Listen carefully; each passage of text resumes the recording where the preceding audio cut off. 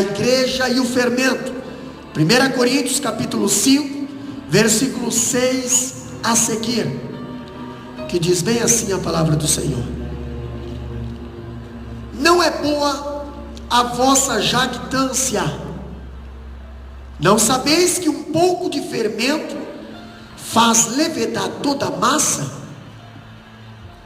Versículo 7: alimpai-vos, pois, do fermento velho, para que sejais uma nova massa, assim como estáis sem fermento, porque Cristo, nossa Páscoa, foi sacrificado por nós.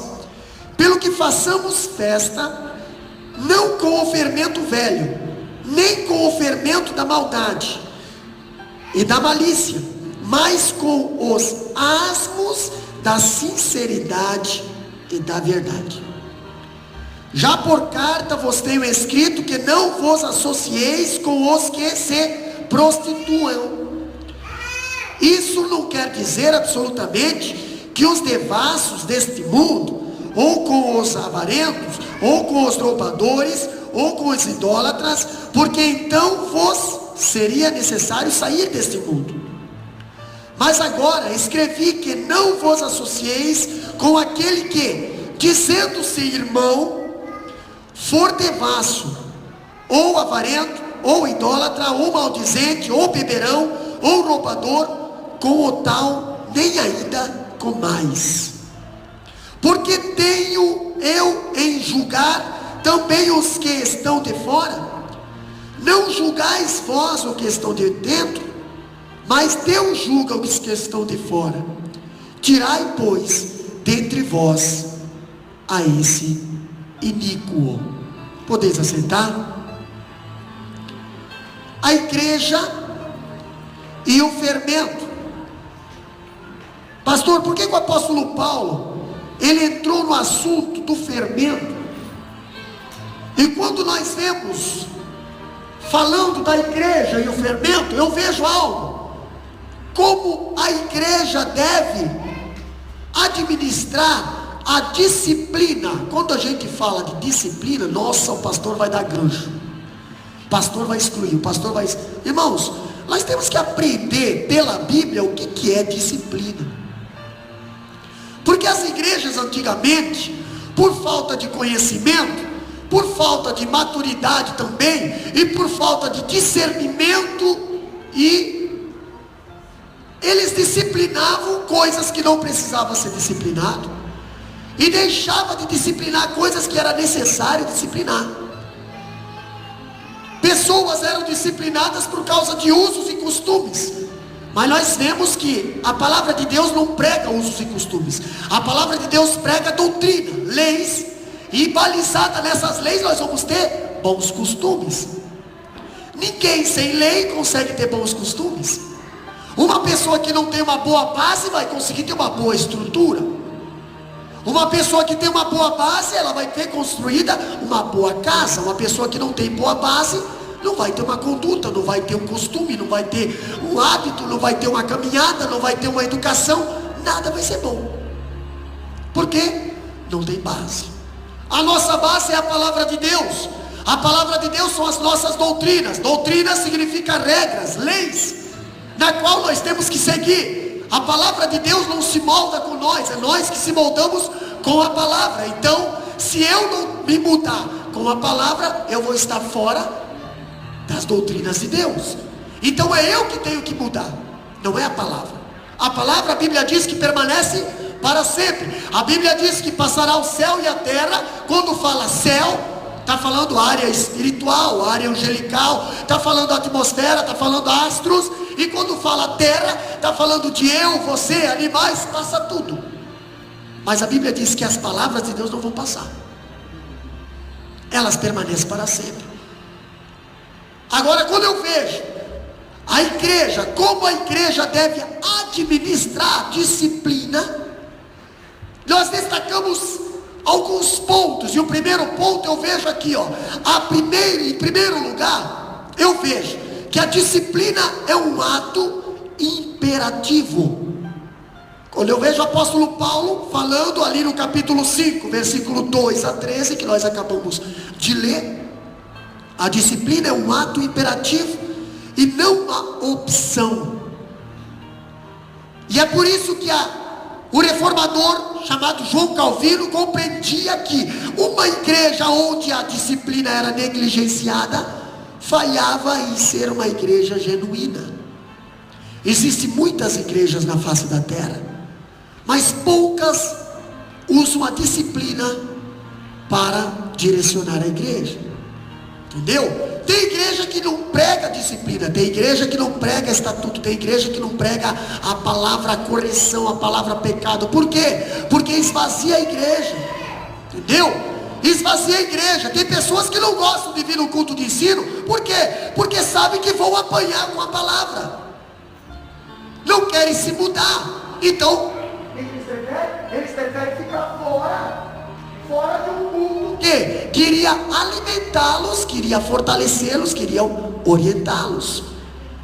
Então o que eu posso fazer? Eu vou encher a igreja de shows, luzes, e vou injetar algo genérico na igreja.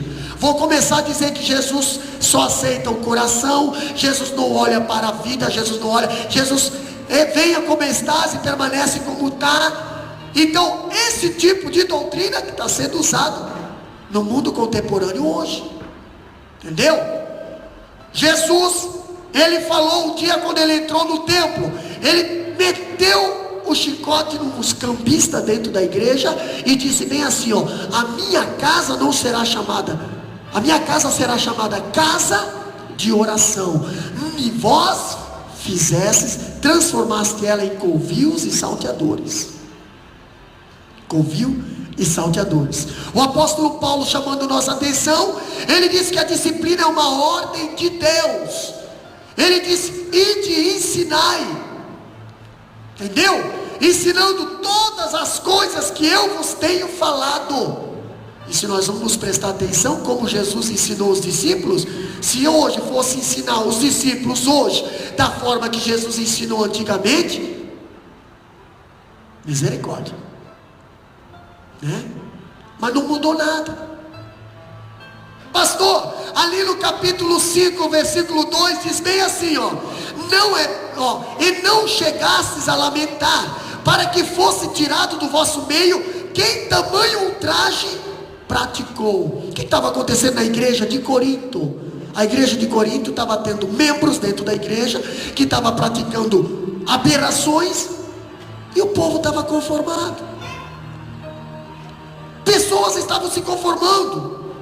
Pastor, tirado do meio. Paulo é ainda mais enfático. No capítulo 5, versículo 13, diz bem assim, os de fora, porém, Deus os julgará. Agora, expulsai, pois, de entre vós o malfeitor. Está na Bíblia. Expulsai, pois, de entre vós o malfeitor. Esse caso aqui é um caso de excomunhão, é um caso de exclusão. Pastor, até que ponto pode chegar uma pessoa para ser excluído? Nós vamos tocar nesse assunto, nós vamos passar por esse assunto, entendeu? Ainda, de tirar da comunhão da igreja e não fazer concessão. O que diz lá em Mateus 18 e 17? Alguém abre lá para nós? Nós vimos como é que nós podemos tirar, como é que nós podemos tratar esse caso. Vemos os passos da disciplina da igreja e o confronto pessoal de um tratamento de uma pessoa que está em desordem. O confronto por intermédio de duas testemunhas e o confronto coletivo por toda a igreja. Porém, se o faltoso não se arrepender, deve ser considerado como um gentil e publicano, ou seja, deve ser tirado da comunhão da igreja. Esse é o processo da disciplina bíblica. Alguém pode ler para nós? Bem, Esse não as escutar, diz eu, a igreja. Esse também não escutar a igreja, considerar o povo gentil e publicano. Uma pessoa que precisa ser disciplinada, segundo o que Jesus está ensinando os discípulos. Jesus falou assim, a pessoa, ela tá faltosa, ela tá no erro, beleza, vai lá, conversa com a pessoa, A Bíblia diz aqui que você vai lá e conversa pessoalmente com a pessoa. Se a pessoa não aceitar a correção, não aceitar a disciplina, chama uma ou duas testemunhas, vai lá e conversa com a pessoa de novo. Se a pessoa não quiser aceitar a disciplina, apresenta a igreja. Se a pessoa não quiser aceitar a disciplina, considera-o como gentil. Entendeu? Nós vimos alguns cultos de Santa Ceia eu apresentar, entendeu? Tanto para deixar fora da comunhão, como para colocar na comunhão, apresentado à igreja. Entendeu? Pastor, quando a palavra de Deus fala aqui, eu vejo um segundo ponto, ainda como a igreja deve administrar a disciplina. Eu vejo um segundo ponto. A disciplina é um ato coletivo. A disciplina não é um ato individual. A disciplina é um ato coletivo. A Bíblia fala lá no capítulo 5 de 1 Coríntios, versículo 3. Olha só, a disciplina não pode ser apenas um ato da liderança, mas de toda a comunidade ou a igreja. Se os membros da igreja não referendarem a disciplina, ela gera mais doença do que cura. Se lembra do último culto de ensino que eu falei da laranja? Se você não tirar a laranja do meio das outras laranjas, vai apodrecer. Entendeu? Mas a laranja podre não tem mais como restaurar. Ela já está podre.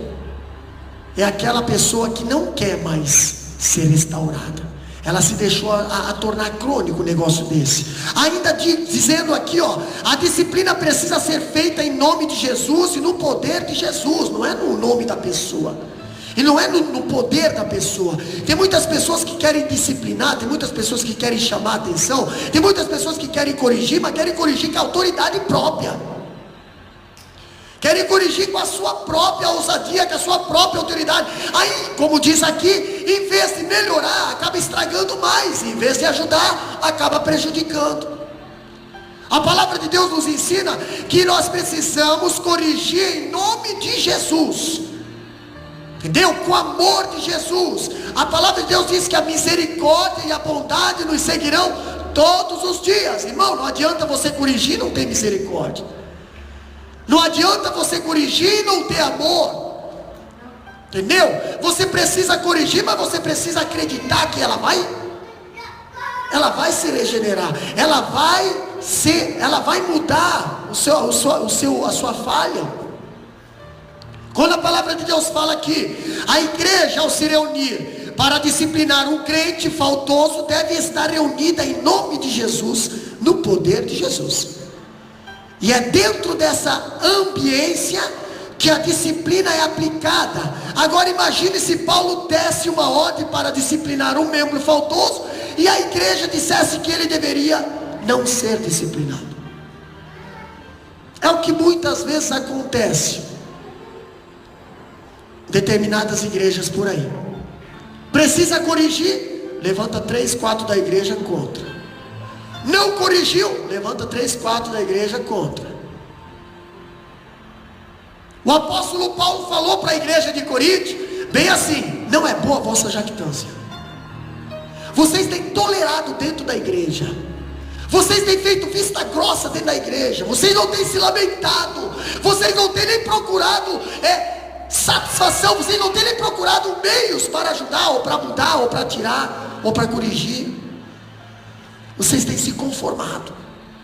Assim estava a igreja de Corinto. Uma igreja que era toda completa, mas pecava nessa área. Imagina os membros da igreja começarem a dizer que Paulo estava errado, quando Paulo dizia bem assim, ó, vocês precisam tirar, vocês precisam corrigir. Não, Paulo, você está errado.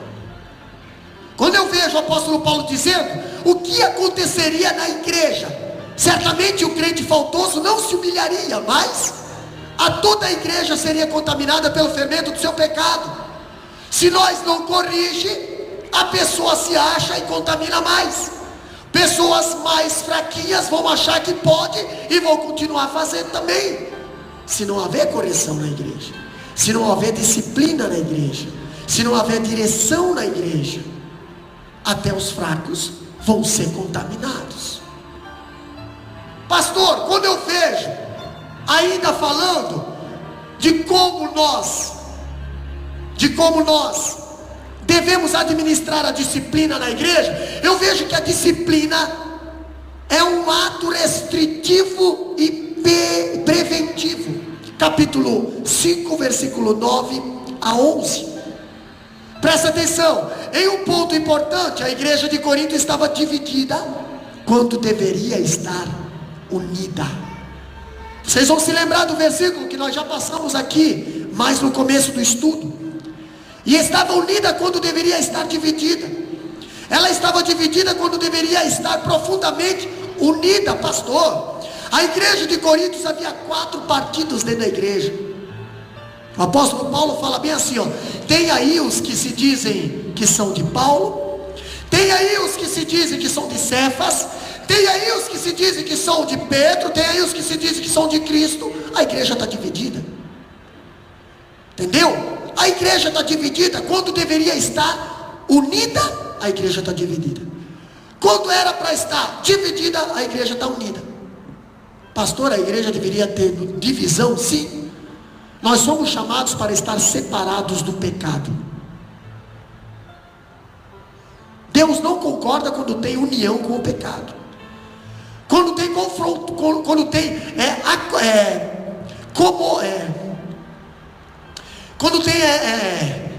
conformismo com o pecado. Foi pregado em Biluíla ontem à noite, domingo à noite. Deus não concorda com isso. Quando algo está afetando a Ele, que tem uma união, mas está afetando a Ele, Deus pega e coloca divisão. Se lembra da Torre de Babel? O povo se uniu para ir contra Deus, para duvidar de Deus, para desacreditar da palavra de Deus. O que Deus fez? Colocou divisão, né? Agora, quando eu vejo aqui o Paulo, o de Apolo, o de Cefas, o de Cristo, Paulo disse que Cristo não estava dividido. Temos de ser um só. Ele estava dividida quando precisava estar unida. Paulo já havia orientado os crentes da igreja de Corinto a não se associar com os impuros. Olha a união aí. Ainda falando, obviamente ele não se referia aos impuros do mundo. Aqui ele não está falando pessoal lá de fora. Aqui, nesse caso, ele teria que dizer assim: então vocês têm que sair do mundo, porque nós andamos nesse mundo, nós vivemos nesse mundo, nós caminhamos nesse mundo, temos contato com as pessoas desse mundo. Como é que eu não posso me associar com as pessoas desse mundo? Como é que eu vou chegar no frigorífico e trabalhar na linha de desossa, se tem mais de 30 pessoas lá que não são cristãos? Às vezes só sou eu, pastor, eu tenho que sair então? Não. Aqui Paulo não está falando dessa maneira. O que Paulo disse é que eles não podiam se associar com membros da igreja que estavam vivendo de maneira desregrada. Membros da igreja, aqui, gente da igreja que estava vivendo de maneira como ímpio. Quer ver o que a Bíblia diz? Capítulo 5, versículo 11. Lê lá bem alto para nós, irmã Zélia.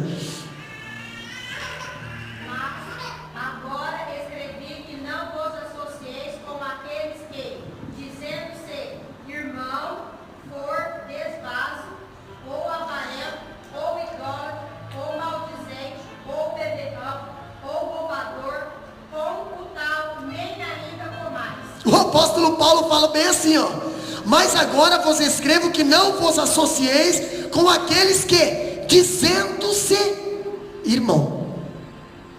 Tem muitas pessoas que se dizem irmão, Pai Senhor, irmão, Pai Senhor, irmão, mas não sei, então não tem nada de irmão, entendeu?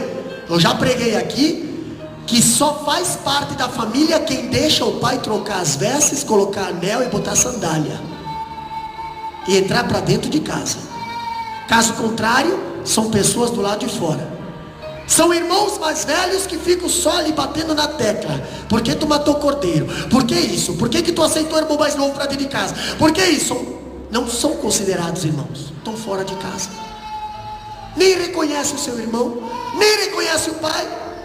O apóstolo Paulo está falando aqui, mas agora vos escrevo que não vos associeis com alguém que, dizendo-se ser irmão, for impuro, ou avarento, ou idólatra, ou maldizente, ou beberão, ou roubador. Com esse tal ainda não comeis.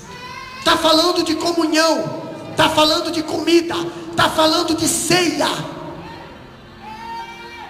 Pastor, quando eu vejo o apóstolo Paulo falando isso, a separação não significa ser antissocial. Podemos ter amigos fora da igreja, não precisamos cortar nosso relacionamento com eles, precisamos influenciá-los e ganhá-los para Cristo. Nós temos um exemplo que Jesus, ele chocou os fariseus, quando ele entrava nas casas dos publicanos, e sentava nas mesas dos pecadores e comiam com eles. Qual era a intenção que Jesus estava fazendo isso? Jesus estava fazendo isso para atrair eles para a conversão. Jesus não ia sentar na mesa dos publicanos porque ele foi atraído pelos publicanos. Ao contrário do que acontece nos últimos dias. Hoje o cristão aqui, quando eu falo cristão, eu estou dizendo de forma geral. Hoje o cristão, ele é fácil de ser atraído pela mesa do publicano. Ele é fácil, ele deseja. Eu não vejo a hora de ter alguma coisa por aí para mim estar lá participando. Às vezes até troca a mesa do pai pela mesa do ímpio. É isso que o apóstolo Paulo está falando. Esse tipo de pessoa não se associeis, que se dizem irmãos, mas não são irmãos, são idólatras, são impuros, são beberões. O apóstolo Paulo está falando isso. Porém Paulo é categórico em ordenar aos crentes se afastarem daqueles em quem dentro da igreja, estão dentro da igreja, e ao mesmo tempo querem viver uma vida desregrada lá fora. O apóstolo Paulo chama a atenção da igreja de Coríntios. Ainda ele diz, isso é disciplina preventiva. A igreja precisa se posicionar contra o pecado, e se não houver arrependimento, precisa agir disciplinadamente. Não vai mudar? Precisa disciplinar, precisa tratar esse caso, precisa afastar da comunhão, entendeu? Afastar da comunhão não quer dizer você afastar dela. Pastor, quando eu vejo ainda falando, eu vejo que a disciplina na igreja é um ato de juízo. Capítulo 5, versículo 5, lê lá para nós, bem alto. Capítulo 5, versículo 5. Seja entregue a Satanás para a destruição da carne, para que o espírito seja salvo no dia do Senhor Jesus. Seja entregue a Satanás. Como é que a disciplina deve ser feita na igreja? A disciplina, a Bíblia diz que é um ato de juízo. Paulo diz, capítulo 5, versículo 4 e 5: em nome do Senhor Jesus, reunidos vós e o meu Espírito, nunca se reúna sem o Espírito Santo, nunca vai resolver alguma coisa sem o Espírito Santo, nunca vai tratar um caso sem o Espírito Santo, nunca vai resolver um problema sem o Espírito Santo. Com o poder de Jesus, nosso Senhor, entregue a Satanás para a destruição da carne, a fim de que o Espírito seja salvo no dia do Senhor Jesus. Mamãe Ivone, o que eu tenho que entregar a Satanás? Deixa eu dar um exemplo para os irmãos. O verbo entregar, usado aqui por Paulo, tem um sentido jurídico, Parece uma excomunhão, como especial referência à aflição do corpo por Satanás. Paulo não está mandando a igreja aplicar a disciplina na carne, não está mandando o povo entregar a pessoa a Satanás. Estamos falando de fermento, entendeu? Paulo não está mandando nós entregarmos a pessoa a Satanás. Nós temos exemplo na Bíblia. A disciplina deve ser feita em nome de Jesus, em união com os crentes. Assim, a disciplina é um ato seríssimo, grave e que se deve aplicar com cautela. Ela deve ser aplicada no poder de Jesus e em nome de Jesus e não na carne. Paulo diz, para entregar o faltoso a Satanás para a destruição da carne. O que é isso? Se lembra que um dia, deixa eu ver se está aqui. Não está aqui, mas eu vou falar mais um pouquinho para frente. O que é isso? Esse versículo tem sido uma espinha na garganta de muitos exegetas, de muitos teólogos, tá? Mas o que seria entregar essa pessoa a Satanás?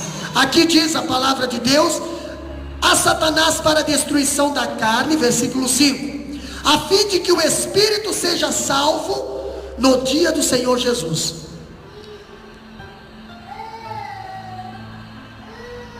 Quando eu olho para essa passagem aqui, eu me lembro de Pedro.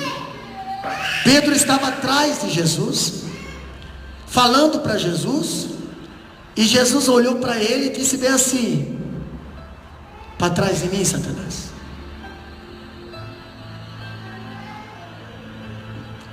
Jesus estava falando para quem?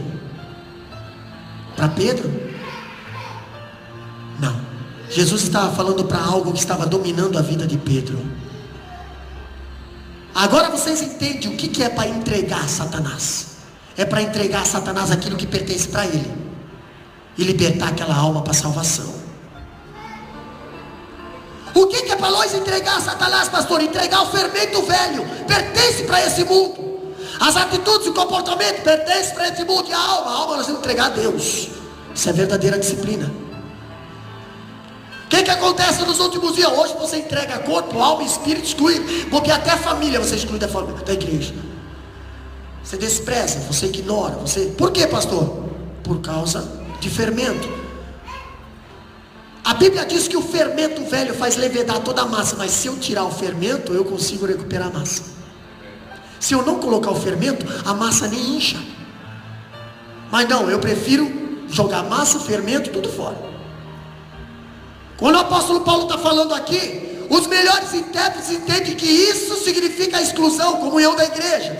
A igreja, pastor, é onde predomina o governo de Deus, e o mundo é o reino de Satanás. Agora, entregar a Satanás significa tirar a pessoa da jurisdição, da comunhão e da proteção da igreja. Pastor, se uma pessoa não é membro, tudo bem, não está na proteção da igreja.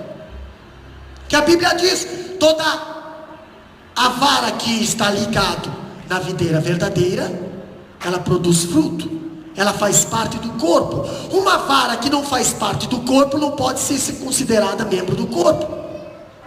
Uma pessoa que não faz parte da membresia da igreja, ela também não está na proteção da igreja, ela não está debaixo do cajado da igreja. Entendeu? Muitas pessoas vêm falar: pastor, você não está vendo isso, não está vendo. Mas irmão, a pessoa não é membra. Eu posso aconselhar, eu não consigo corrigir uma pessoa que não está ligada na membresia da igreja. Muitas pessoas hoje não se batizam por causa disso, porque não querem ser corrigidos, achando que estão saindo na vantagem. Não, pastor, a pessoa que se batiza, ela faz parte da família, ela está debaixo do cajado, ela está debaixo das asas, ela está na proteção de Deus. Deus, ele ama quem ele corrige quem ele ama. Pastor, quem não está ligado não consegue nem produzir frutos. A Bíblia é muito clara nisso. Toda vara que em mim não estiver ligada não vai produzir fruto. Pastor, mas tem muita vara que está ligada. Sim, existe vara que está ligada e está seca. Aí a Bíblia fala que ele corta e joga no fogo. Espiritualmente falando, vai ser cortado e jogado no fogo. Então é muito fácil de entender a palavra de Deus, desde que você entenda ela espiritualmente. Quando nós queremos entender a palavra de Deus a nosso modo, carnalmente, nós não vamos entender ela. Agora, se nós entendemos ela espiritualmente, nós vamos ver que a comunhão na igreja tem um valor muito importante, porque a igreja é um instrumento e uma agência no reino de Deus. O que é aqui embaixo a igreja? A igreja é uma agência que alicia pessoas para levar ao céu. Entendeu? A igreja é uma agência na qual há uma seleção, e nessa seleção você passa por essa seleção. Se você for constatado limpo, puro, santo, você entra no reino de Deus. Caso contrário, você é rejeitado na própria agência aqui na terra. Quem é o aliciador, pastor? É Jesus de Nazaré, porque ele disse: eu sou a porta, e eu sou uma porta muito estreita. Entendeu? Muito estreita. Ninguém vai ao Pai senão por mim. Então há uma certa restrição para nós chegar ao reino de Deus. Entendeu? Ainda falando, quando uma pessoa entra na comunhão da igreja, ela entra no reino, nasce de novo, nasce de cima, nasce do Espírito. E o que acontece? O que acontece, pastor? A partir daí ela está debaixo do governo de Cristo e das bênçãos de um pacto de Deus. Então ela vai para o céu? Não. Ela está debaixo de um pacto de Deus. E esse pacto tem deveres e privilégios. Entendeu? Deveres e privilégios. Por que Moisés quebrou as 2 tábuas quando desceu do Monte Sinai? Por quê? Porque antes dele subir, o povo disse: assim nós faremos, nós obedeceremos esse Deus, assim nós obedeceremos. O Moisés subiu, ficou 40 dias. Quando desceu 40 dias depois, já tinha um peseiro de ouro lá no meio do povo. Entendeu? Jogou, caiu as tábuas no chão. Mas quem foi que quebrou o pacto? Foi Moisés? Não, foi o povo. Aquilo ali foi só para o povo ver o que eles fizeram com as leis de Deus. Quebraram o pacto, quebraram a lei. Pastor, quando estamos falando de lei, olha só, a igreja é uma grande protetora da nossa vida, e a nossa vida pertence à igreja. A igreja é uma grande protetora da nossa vida. Pertencer à igreja é uma benção. Por quê? Porque a igreja é tida como a noiva de Cristo. Pertencer à igreja é pertencer à noiva de Cristo. Pertencer à igreja é ser preparada pelo Espírito Santo. Imagina agora, olhando materialmente falando, o Espírito Santo adornando uma noiva. Você faz de tudo para adornar uma noiva aqui na terra, mas nunca consegue chegar à perfeição. Você sempre sonharia em fazer a mais. Agora o Espírito Santo, ele é Deus, ele tem tudo. Entendeu? Tudo que ele quiser ele tem na mão. Agora imagina o Espírito Santo adornando você e eu. Imagina o Espírito Santo adornando você e eu.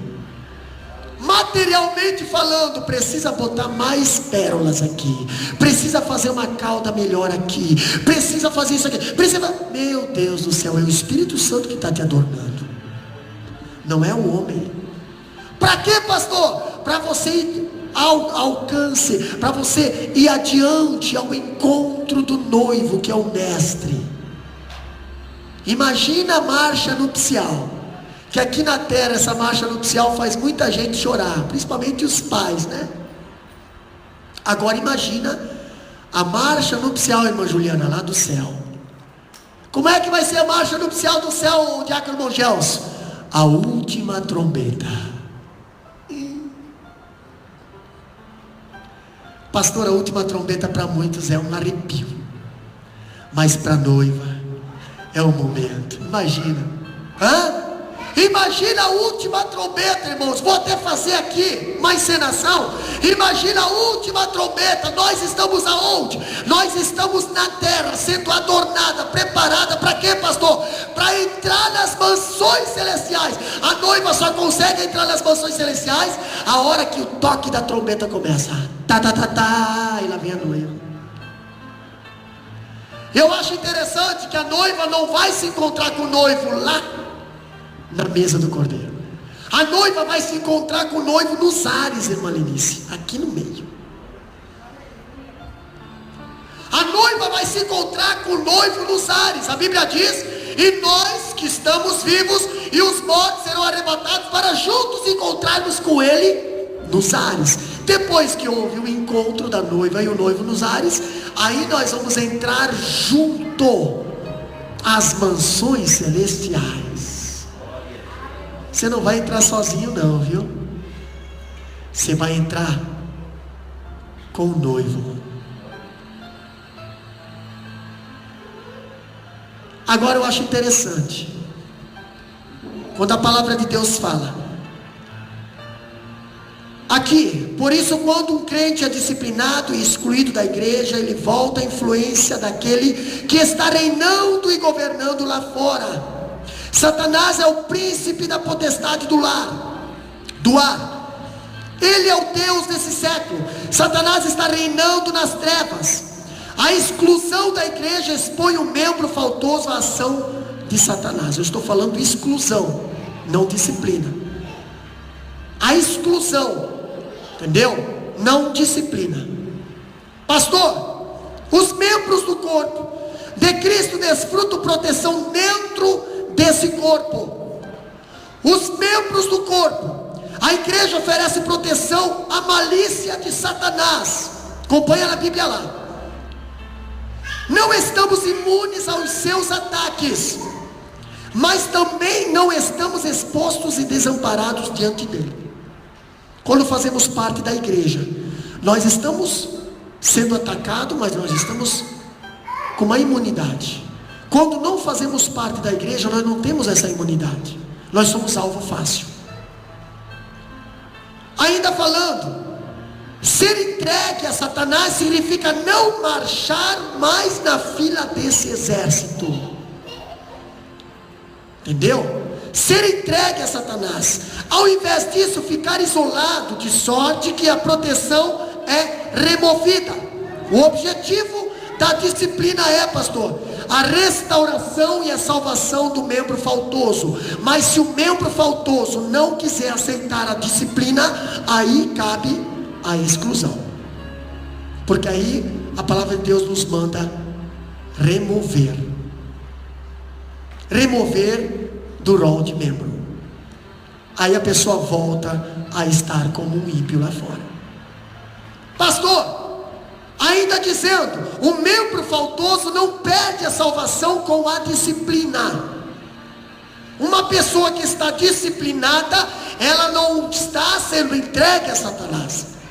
Uma pessoa que está disciplinada, ela o quê? Olha aqui, ó, a igreja não administra a salvação. A salvação é dom de Deus. É Deus quem dá, e quando Ele dá, não tira. A salvação pertence a você. Você precisa lutar por ela. Agora a disciplina pertence para a igreja. E o membro que não é disciplinado, o membro que não é corrigido, é um membro que está convencido ao erro, achando que esse erro está certo. Se ninguém corrigir ele vai achar que ele está certo. Se ninguém falar a verdade para ele vai achar que está certo. Por isso que existe a disciplina. Por isso que nós temos a Bíblia como regra de fé. Por quê? Aqui está as nossas normas e diretrizes para nós servir a Deus aqui nessa terra. Ainda dizendo que a salvação é dom de Deus, e é dom de Deus, é Ele quem dá, e quando Ele dá, Ele não tira. O propósito da disciplina não é a condenação do membro, mas sua restauração. Temos um soldado machucado, esse soldado não pode estar na frente da batalha, esse soldado não pode estar liderando um pelotão. Esse soldado não pode, pastor, o que a gente faz com o soldado machucado? A gente leva ele para enfermaria, tratar o machucado dele. Então ele está sendo o quê? Ele foi disciplinado para tratar o caso dele. Ele ainda faz parte do pelotão. Depois que ele melhorou, ele volta com observação. Entendeu? O pastor ainda está sob observação dos médicos. Não está liberado para viajar, não está liberado para fazer nada, porque está sob observação. pode haver alguma recaída, precisamos observar. Pastor, o que se chama isso? O período da disciplina.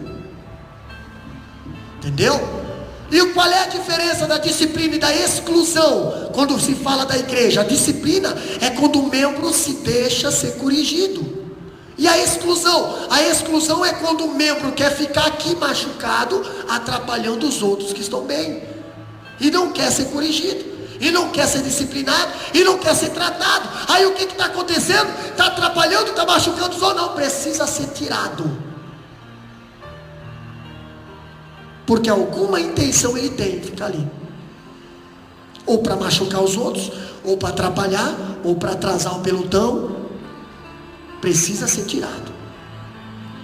Vamos sair, vamos lá, vamos tratar teu caso. Não, tá bom, traz 2 testemunhas, vamos tratar. Não, traz mais. Não, apresenta para a igreja. Não, então tira fora. Isso é exclusão. Mas até chegar a esse ponto, entendeu? Eu espero que nunca precise. Nunca. Porque Deus age a nosso favor.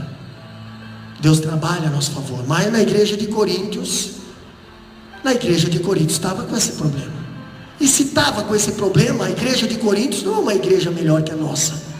Se Paulo orientou a igreja de Coríntios e deixou a primeira carta para a igreja de hoje, é porque nós precisamos ser orientados também.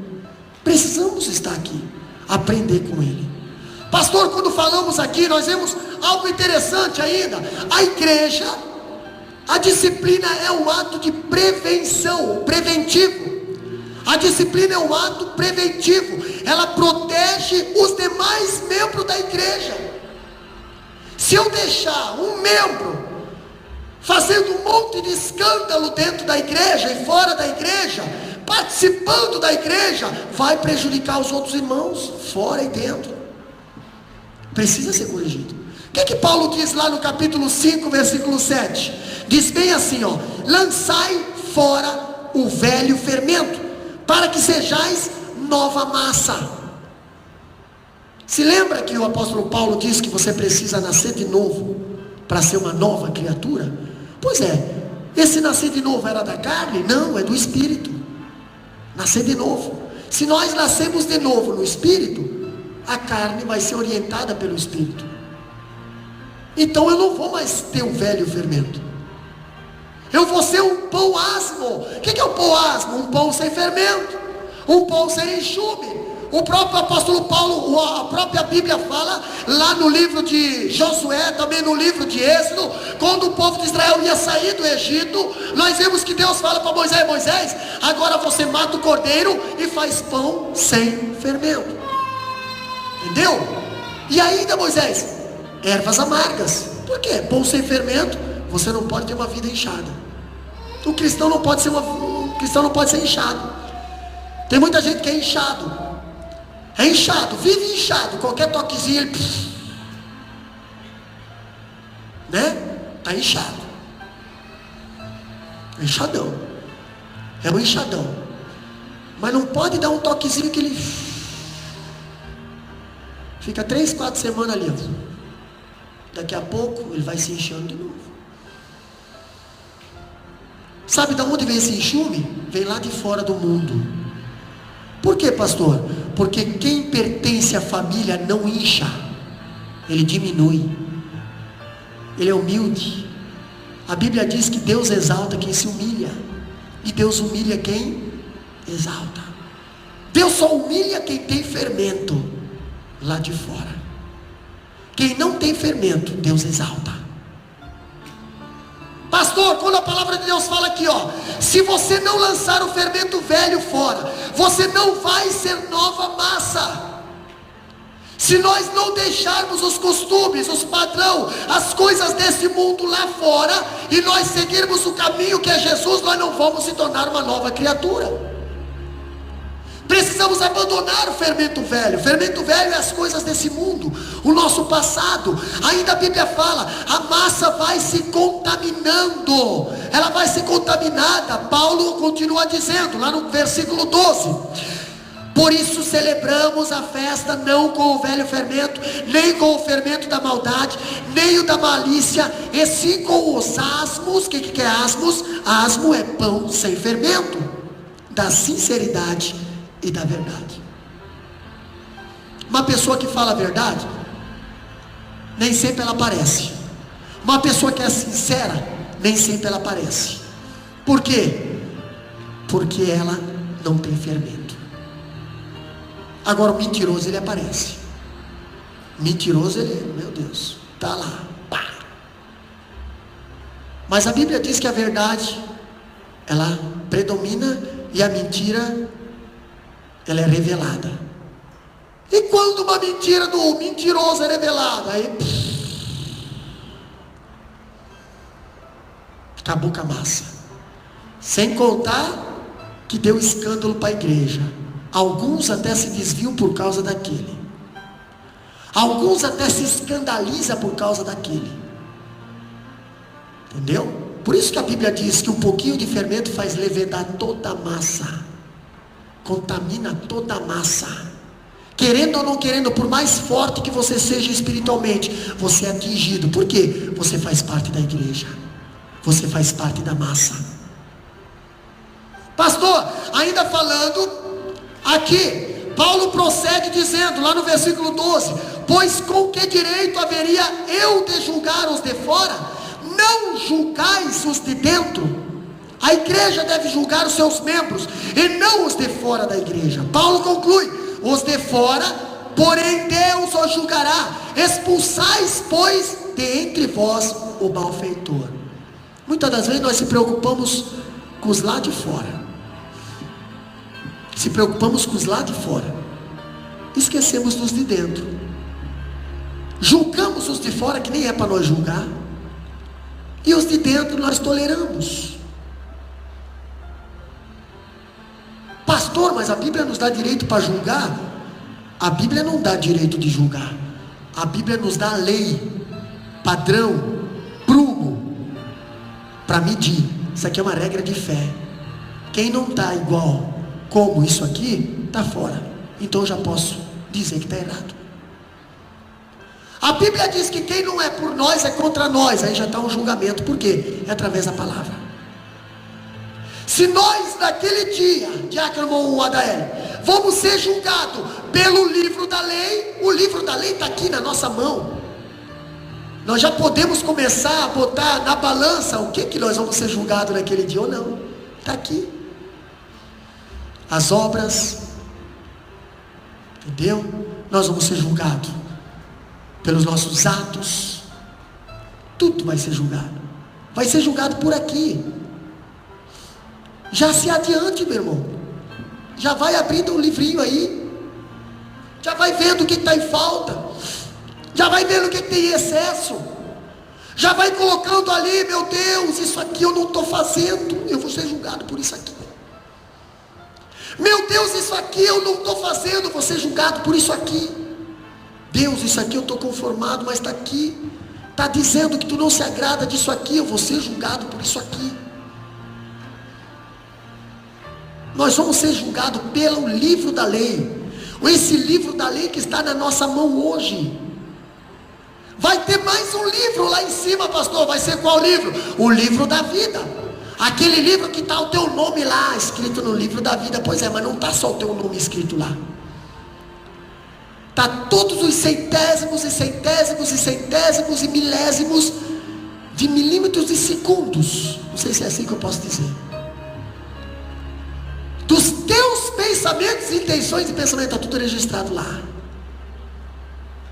E naquele dia vai ser aberto o livro da vida, irmã Juliana, e vai ser comparado com o livro da lei. Naquele dia, você saiu do trabalho. Naquele dia, você estava lá no trabalho, você estava lá no shopping, olha só, naquele dia do culto, aqui estava dentro do teu quarto, aqui você estava pensando isso aqui, nua e crua. Você já imaginou, meu irmão? Você já imaginou como é que vai ser o julgamento? Através da disciplina. Agora, interessante que esse livro da vida também vai julgar através da palavra. Vai dizer assim, olha só, vai ter muitos, irmãos, eu pensando na minha cabeça, e a minha cabeça às vezes é fértil demais, fazendo uma analogia, irmã Marivone, irmã Lenice, eu acho que no livro da vida vai ter muitas partes da minha história e da tua história que vão estar frisados assim, ó, com uma canetinha. Por quê, pastor? Algo que você fez para Deus aqui na terra que chamou a atenção de Deus.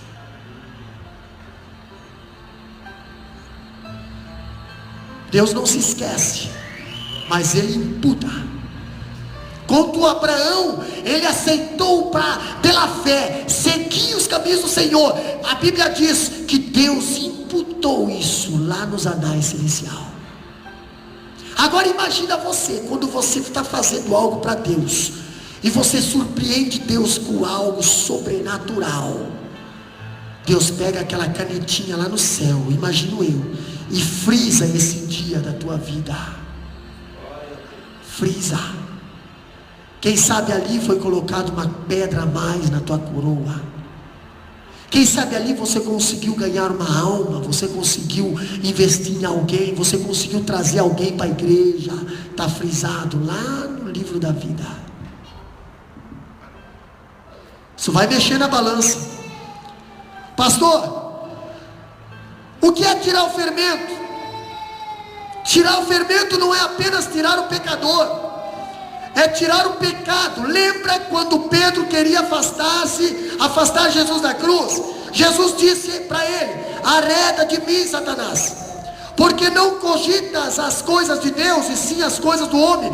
Mateus 16 e 23, lê lá para nós.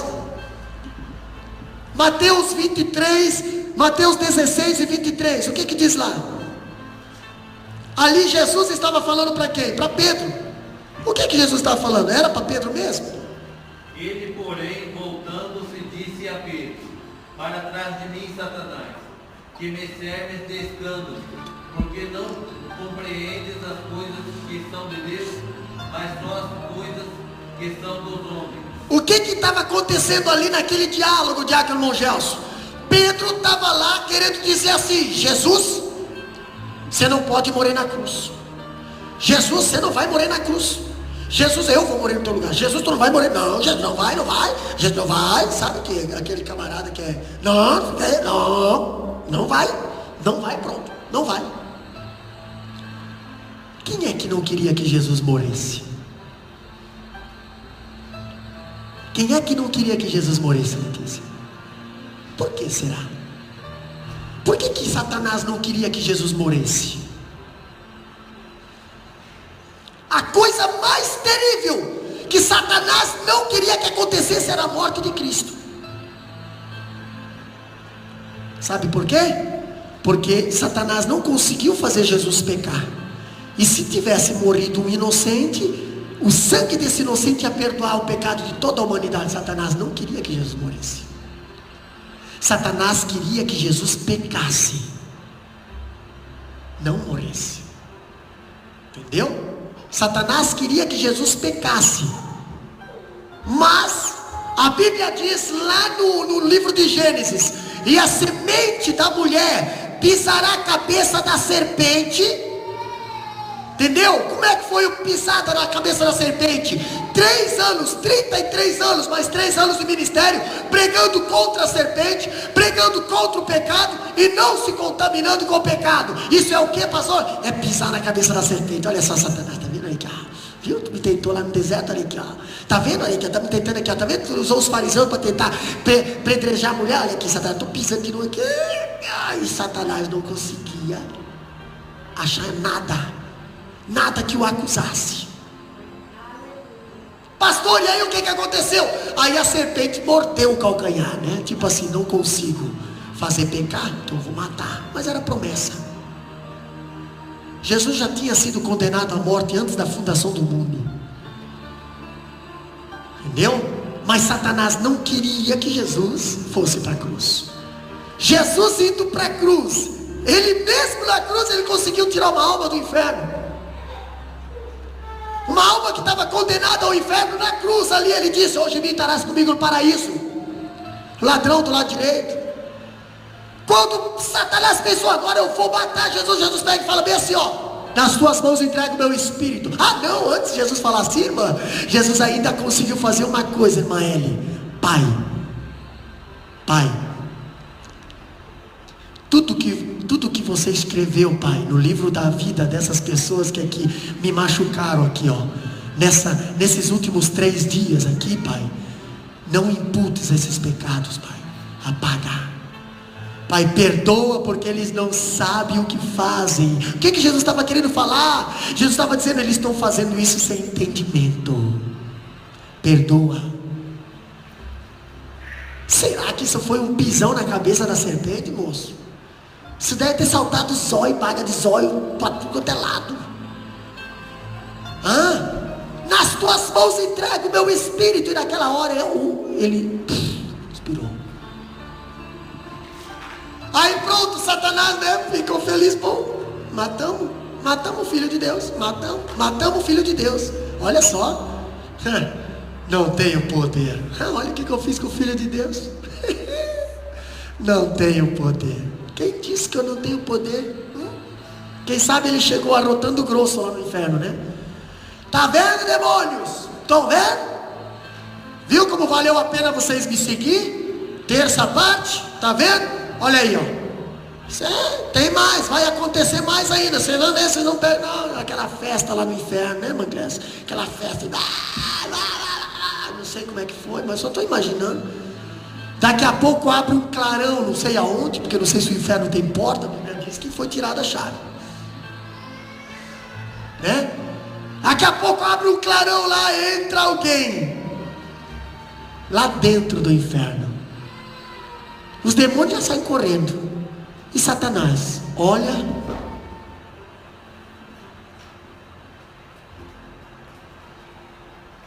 dá a chave da tua casa, dá a chave da morte. Por quê? Porque a hora que eu sair daqui, você vai ser desmascarado de novo. Porque até agora você tinha poder da morte. Até agora você cutucava, até agora você fazia alguém sofrer. Agora não. E quando Jesus sobe lá do inferno, ele volta para a sepultura e ele explode a porta da sepultura. E a primeira coisa que ele diz quando ele ressuscita: é me dado todo o poder no céu e na terra. Mas Pedro: não, tu não vai morrer, tu não vai morrer, tu não vai morrer. E Jesus olha para trás. O que diz lá? Mateus capítulo 16 e 23, bem alto. Ele, porém, voltando-se, disse a Pedro: para trás de mim, Satanás. Olha só, Jesus estava falando para Pedro? Não, Jesus estava falando para Satanás, que estava usando a boca de Pedro naquele momento. Jesus estava falando para Satanás: para trás de mim, Satanás, porque você está querendo impedir os planos de Deus. Se fosse para Pedro, Pedro não teria continuado com Jesus. Jesus só estava tirando o fermento velho da vida de Pedro. Você precisa tirar esse fermento velho da tua vida, essas atitudes, esses comportamentos lá do mundo. Para trás de mim, fermento velho. Para trás de mim, coisa imundícia. Mas o Pedro eu quero que fique. O Pedro eu quero que fique. Ainda falando sobre o fermento velho, ainda diz: é interessante que Jesus mandou arredar Satanás e não a Pedro. Quando eu vejo Pedro falar, Pedro era um discípulo e nele Jesus continuaria investindo. Agora, Jesus não iria investir no Pedro com aquelas atitudes. Como é que Jesus ia investir no obreiro se o obreiro não confiava em Jesus? Se Jesus falava assim: eu preciso morrer para salvar você, e o obreiro dizendo assim: não, tu não vai morrer, tu não vai morrer, tu não vai morrer, eu vou morrer no teu lugar. Olha só, ousadia de Pedro, dizendo assim: eu sou melhor que tu. Tem que morrer o inocente, tem que morrer, então eu vou morrer no teu lugar. Tapa, né? Imagina Jesus dizendo: precisa morrer o cordeiro tem que ser perfeito, o cordeiro tem que ser sem mácula, o cordeiro tem que ser isso.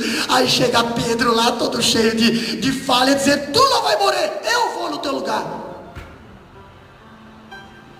Pedro precisava ser corrigido, senão ele ia se formar um obreiro errado, um obreiro com problema, um obreiro sem fé. O problema estava ali, ele precisava ser tirado da vida de Pedro. E o problema era o quê? Era a influência do fermento velho lá de fora, atitudes do velho homem lá de fora. Você pode ver que qualquer coisinha que acontecia, o Pedro já queria resolver na ignorância, o Pedro já queria resolver na espada, o Pedro já queria resolver Irmãos, eu estava ouvindo um negócio. Pedro era um homem que ele ia para a oração armado.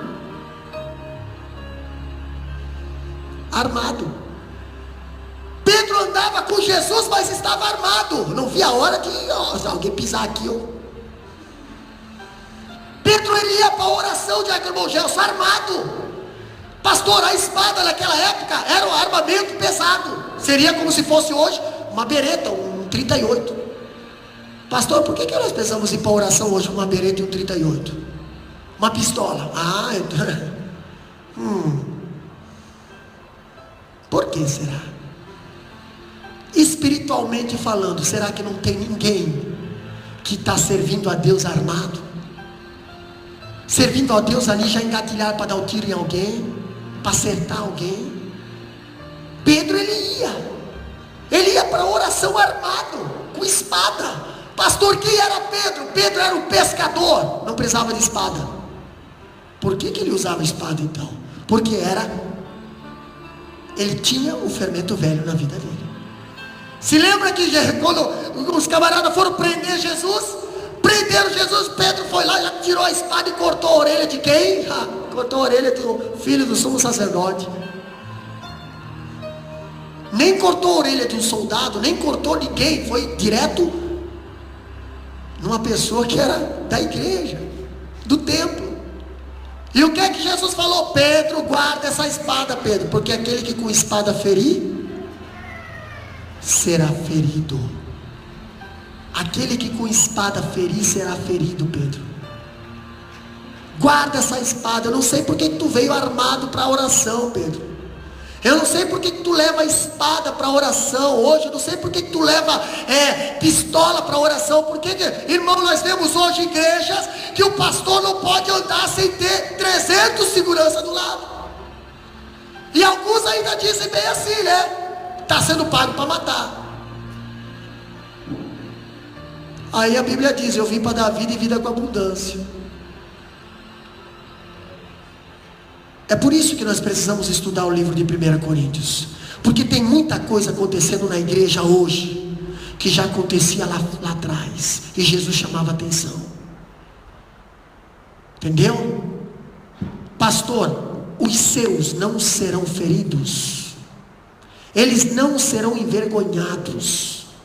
A Bíblia diz, hein, nós temos até um louvor que nós cantamos esse louvor, mas não acreditamos no que cantamos, né?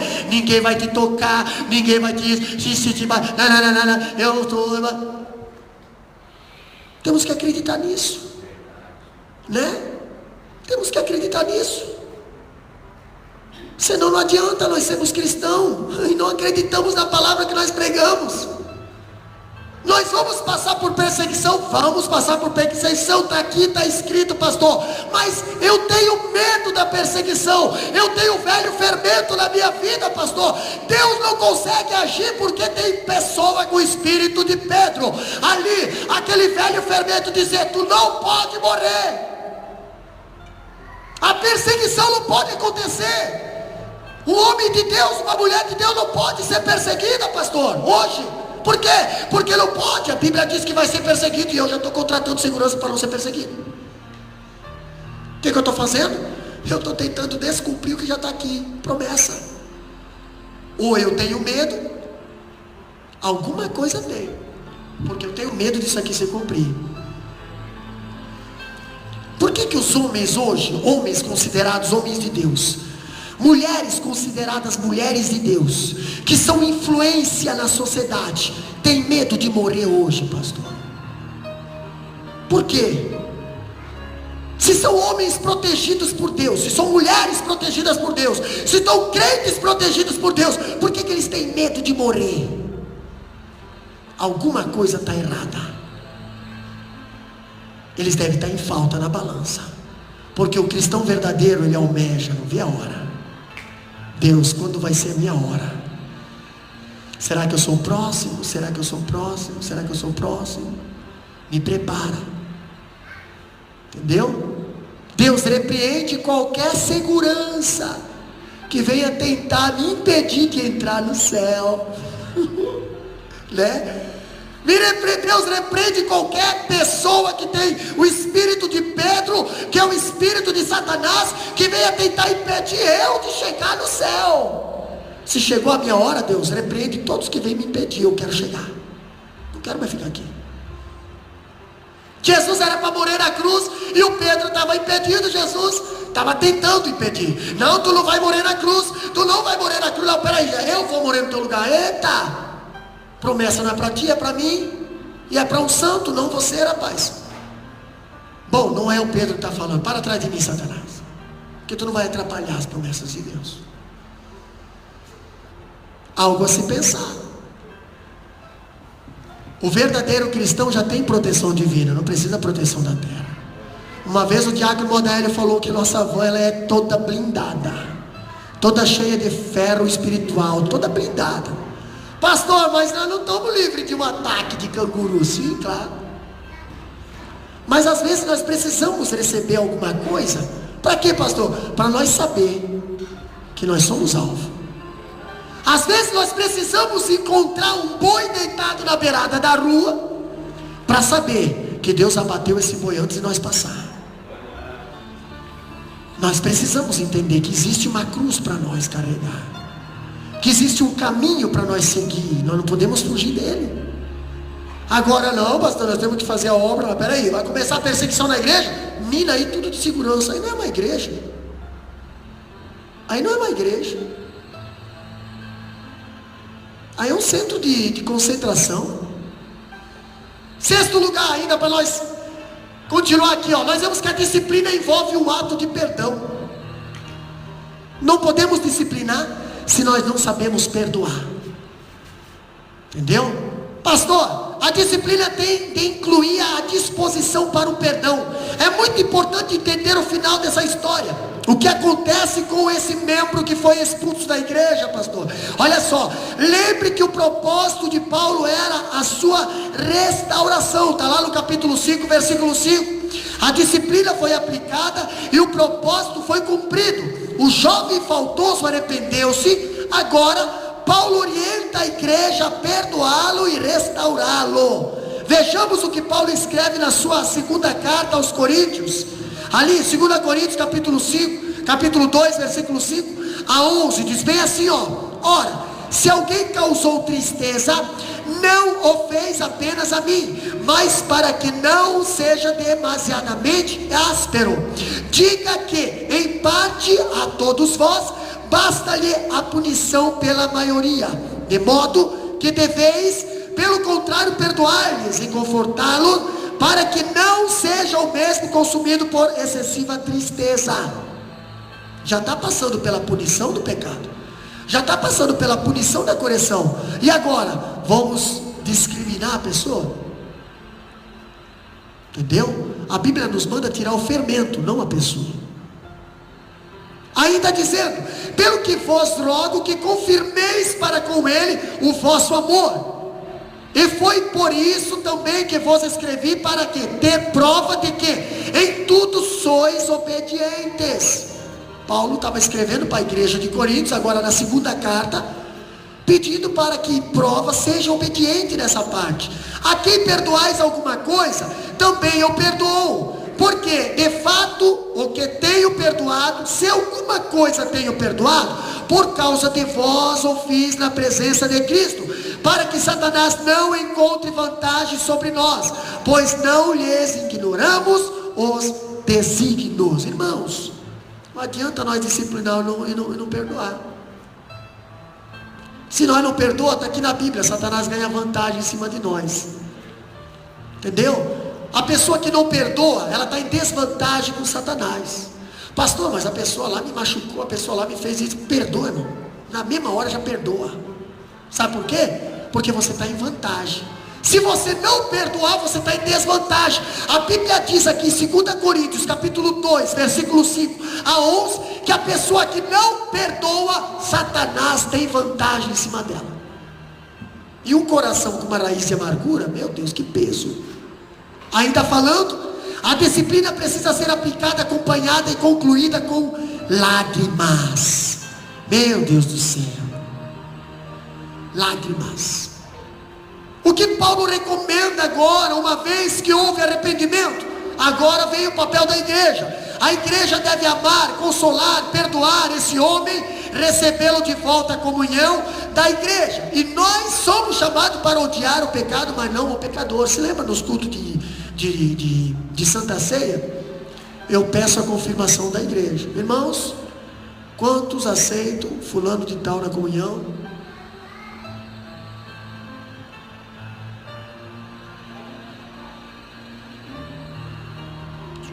Quem é? Aí eu penso assim, um dia você pode estar no lugar dele. Você pode precisar de uma mão. Se você soubesse o quanto vale uma mão estendida para você. Se você soubesse o quanto vale uma mão. Eu acho que foi César, né? Que ele fazia assim. E os cristãos lá no Coliseu olhavam para a mão dele. Todo mundo olhava para a mão dele. Se ele fazia assim, os cristãos eram mortos, botado fogo, soltado leões. Mas a mão de Cristo, ela está estendida para nós. A Bíblia diz que ele tirou-no do encharco de lodo e pôs os pés firmes sobre uma rocha. Pastor, no Pai Nosso diz bem assim, ó: perdoai as nossas ofensas, assim como nós perdoamos a quem nos tem ofendido. Ei, Jesus nos perdoou e muitas das vezes nós não queremos perdoar. Se você soubesse o peso de uma mão, você nunca iria querer ser punido por Deus, porque o salmista diz bem assim: horrenda coisa é cair na mão do Deus vivo. Pastor, falando ainda, nós somos chamados para odiar o pecado e não o pecador, para tratar com dureza o pecado e não tolerá-lo. Ainda dizendo, propósito da disciplina na igreja, nós temos aqui algo interessante: a correção do faltoso. A correção do faltoso, lá no capítulo 5, versículo 5, diz bem assim, ó: o propósito da disciplina é corrigir, restaurar o faltoso. Não basta a igreja disciplinar, não basta nós disciplinar. A disciplina é punição, mas restauração, diz o apóstolo Paulo, capítulo 5, versículo 5, a fim de que o espírito seja salvo. A disciplina era para salvar a pessoa, a alma da pessoa. A disciplina não era para matar a pessoa, não. A disciplina é para salvar a alma da pessoa. A Bíblia diz que Deus ama quem corrige. Entendeu? Ainda dizendo, eu quero acelerar, nós temos no segundo lugar, o propósito da disciplina é a proteção da igreja. Capítulo 5, versículos 6 e 7. Lê lá para nós. Qual a proteção da igreja? O que diz lá? Não é boa a vossa jactância. Não sabeis que um pouco de fermento faz levedar toda a massa? Alimpai-vos, pois, no fermento velho, para que sejais uma nova massa, assim como estáis sem fermento, porque Cristo, nossa Páscoa, foi sacrificado por nós. Paulo está dizendo que a igreja deve se viver num clima de festa. A vida da igreja tem de ser uma festa de alegria e exaltação e de celebração. No entanto, há um momento quando o pecado entra na igreja e essa festa se transforma em um funeral. Por isso que ele diz, não é boa a vossa jactância. Vocês estão fazendo festa, mas no estilo funeral. Entendeu? Ainda devemos então jogar fora o fermento velho para celebrar a festa da Páscoa. Páscoa significa libertação. Páscoa, pão sem fermento. Páscoa, sem contaminação. Ainda falando, a igreja precisa ter o quê? A igreja deve chorar por causa do pecado. Lá no capítulo 5, versículo 1 e 2, em vez de ficar cheio de orgulho por causa do pecado, deveríamos chorar por causa dele. A vida cristã é uma festa, transformando-se num funeral. Quando o pecado contamina a igreja, uma igreja madura chora por causa do pecado. Ainda vemos que a igreja deve julgar o pecado. Capítulo 5, versículo 3 a 5 diz: Paulo usou 4 expressões fortes para mostrar o faltoso precisava ser tirado da comunhão da igreja. O primeiro fato foi: tirai do vosso meio. Capítulo 5, versículo 2. Segundo foi: entregue a Satanás. Capítulo 5, versículo 5.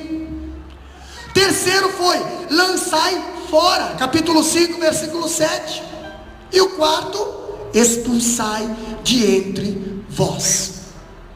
Pastor, para fazer essas 4 coisas exige um julgamento.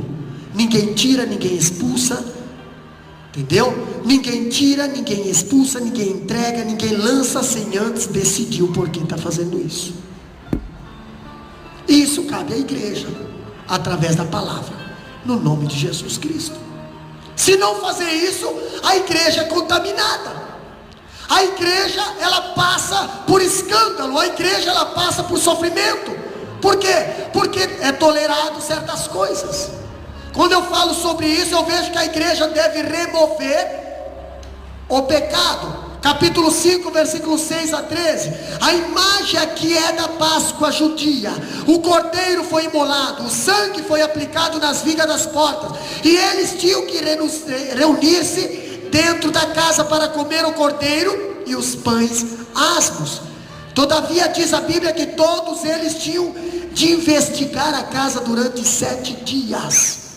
7 dias esse povo tinha que comer, esse povo tinha que estar na casa deles, mas eles tinham que investigar a casa deles. Para quê, pastor? Por que eles tinham que investigar a casa deles? Não poderia ter levedura nem fermento. Se alguém comesse a Páscoa com fermento, essa pessoa seria morta, eliminada do arraial de Israel. Por isso que deu um prazo de 1 semana antes da Páscoa. Para quê, pastor? Para que todo mundo examinasse a sua casa, para ver se não tinha nada que continha fermento lá dentro.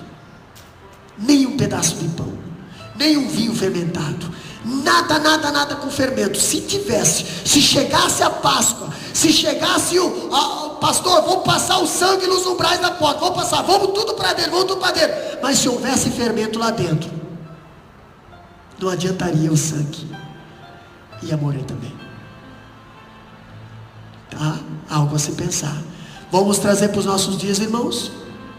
Quando a palavra de Deus nós lemos todo o culto de ceia: examinai o homem a si mesmo antes de comer o pão e beber o cálice. A Bíblia está falando nesse contexto: dá uma olhada na tua casa e veja se não tenha nada que contenha o velho fermento lá dentro, porque se tu tomar o pão e a ceia, tu vai morrer. Dá uma olhada na tua casa, que hoje nós somos o templo do Espírito Santo. Hoje nós temos o sangue do Espírito Santo. Dizemos às vezes que temos, entendeu? Mas o problema é o fermento, que é o velho fermento lá de fora. As coisas desse mundo que está impregnado nesse templo aqui, ó. E nós andamos fazendo Páscoa, andamos falando de Jesus, mas não se libertamos do fermento. Andamos inchados, andamos como crentes inchados do fermento velho. Mas Jesus manda nós examinar a nossa casa para ver se tem fermento lá dentro. Por que, pastor? Porque faz levedar toda a massa. Concluído, você deve viver a vida cristã fazendo uma faxina e uma limpeza diária na sua vida. Não celebre a Páscoa, não celebre outro culto a Deus se há fermento, pecado em sua vida. Remova o fermento do pecado na sua vida, para que você possa celebrar a Páscoa dos asmos e da verdadeira sinceridade de Deus. Irmã Eli, se prepara. Examina a nossa vida, Deus. Olha no nosso coração, olha no nosso templo, para ver se não tem alguma pitadinha de fermento velho desse mundo. Dá uma olhada, Deus, na minha vida espiritual e veja se não contém nada de fermento, Senhor, que me faça inchar na tua presença. Eu quero diminuir na tua presença. A Bíblia diz que convém que ele cresça e eu diminuo. Só pode diminuir quem não tem fermento. E manda gasurianda. Quem tem fermento não diminui, quem tem fermento cresce. E a Bíblia de Deus, a Bíblia fala que quem tem fermento não pode participar da Páscoa. O anjo da morte passará, o anjo da morte vai passar pela tua casa, e se tiver fermento lá dentro dos teus, vai haver morte. É muito sério o que estava acontecendo com a igreja de Coríntios. E o apóstolo Paulo estava chamando a atenção àquela igreja. Está vendo fermento lá dentro, está vendo tolerância de fermento lá dentro, está vendo compatibilidade com esse fermento aí dentro, está vendo concordância com o pecado dentro dessa igreja. Precisa ser tirado, precisa ser tratado, precisa ser disciplinado, precisa ser corrigido, não pode ser tolerado. Vocês precisam sentir. É muito interessante quando nós estudamos o livro de 1 Coríntios. Por quê, pastor? Porque nós somos o templo do Espírito Santo hoje. O sangue do Cordeiro está aqui na nossa vida. Pastor, o altar está aqui na nossa vida. Se coloca de pé, igreja. O altar está aqui na nossa vida. O Cordeiro imolado está aqui na nossa vida. O sangue está aqui na nossa vida. Pastor, agora nós temos que tirar o velho fermento da nossa vida também. Se nós não tirar o velho fermento, vai levedar toda a massa, vai contaminar todo o corpo, vai destruir o templo, vai me deixar de fora das bodas, porque nas bodas do Cordeiro não vai entrar ninguém fermentado, vai entrar só puro, vai entrar só puro, vai entrar só puro naquele dia. Ora, manda gassuribanda, que nós possamos ser purificados do velho fermento, que nós possamos ser purificados do velho fermento. Adore a Deus nesse. Eu quero estar com Cristo.